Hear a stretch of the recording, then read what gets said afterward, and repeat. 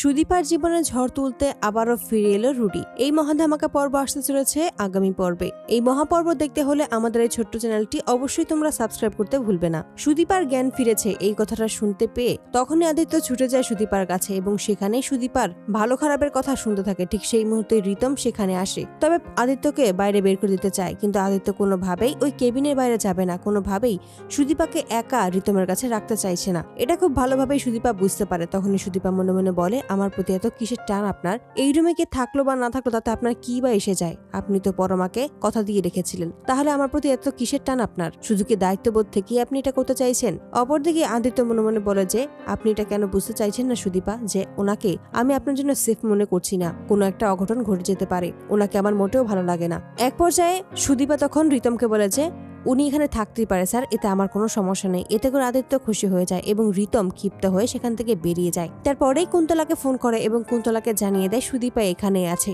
এটা জেনেই কুন্তলা খুব খুশি হয়ে যায় আর বলে যে এবার একটা নতুন প্ল্যান করতে হবে। এই নতুন প্ল্যানেই এবার সুদীপা সহ সেনগুপ্ত পরিবারের যারা আছে সবাইকেই মেরে ফেলবো, কারণ এখন রূপাও অসুস্থ, রূপা কোনোভাবেই ওকে চিনতে পারবে না। এবার সময় এসেছে ওকে সকলের সামনে আনার। ঠিক সেই মুহূর্তে আমরা দেখতে পাই রুডিকে তখন কুন্তলা বলে, এবার সময় এসেছে, তুমি এখন যাবে ওই বাড়িতে, আমি পিছন থেকেই তোমাকে সবটা বলে দেব, তবে আমি সামনে যাব না, কারণ আমাকে দেখলেই ওরা চিনে ফেলবে, বুঝতে পারবে যে আমার আসল উদ্দেশ্য। কিন্তু এবার তোমাকে কেউ চিনতে পারবে না। এবার তুমি ওই চৌধুরী বাড়িতে প্রবেশ করবে এবং সুদীপা ও রূপাকে শেষ করে ফেলবে। আমি জানি সুদীপা যে কোনো ভাবেই হোক ওই রূপাকে খুঁজে বের করবে, আর এটাই আমরা চাই। রূপাকে খুঁজে পেয়েই আমরা আমাদের পথের কাটা শেষ করে ফেলতে পারবো। এতে করে রুডিও রাজি হয়ে যায়। অপরদিকে আদিত্য সুদীপাকে খাইয়ে দেয়, নিজের হাতে যত্ন শুরু করে। এতে করে ধীরে ধীরে সুদীপা সুস্থ হতে শুরু করে। সুদীপা যখন রাতে ঘুমিয়ে থাকে ঠিক সেই মুহূর্তেই হসপিটালে এসে পৌঁছায় রুডি এবং সুদীপার কাছে আসতেই বলে, এ তো একদম আমার শাশুমার মতো দেখতে, এ তো দেখেই কেউ বলবে যে একদম দীপা সেনগুপ্ত।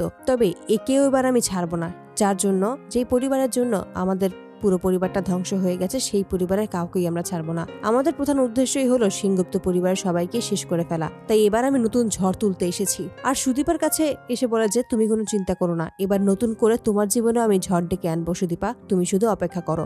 তো বন্ধুরা, তোমাদের কি মনে হয়, এবার কি সত্যি সুদীপার জীবনে ঝড় তুলতে আবারও গল্পে ফিরে আসবে রুডি? অবশ্যই তোমাদের মতামত জানাতে ভুলবে না। ভিডিওগুলো ভালো লাগলে অবশ্যই চ্যানেলটি সাবস্ক্রাইব করে দিও। ধন্যবাদ।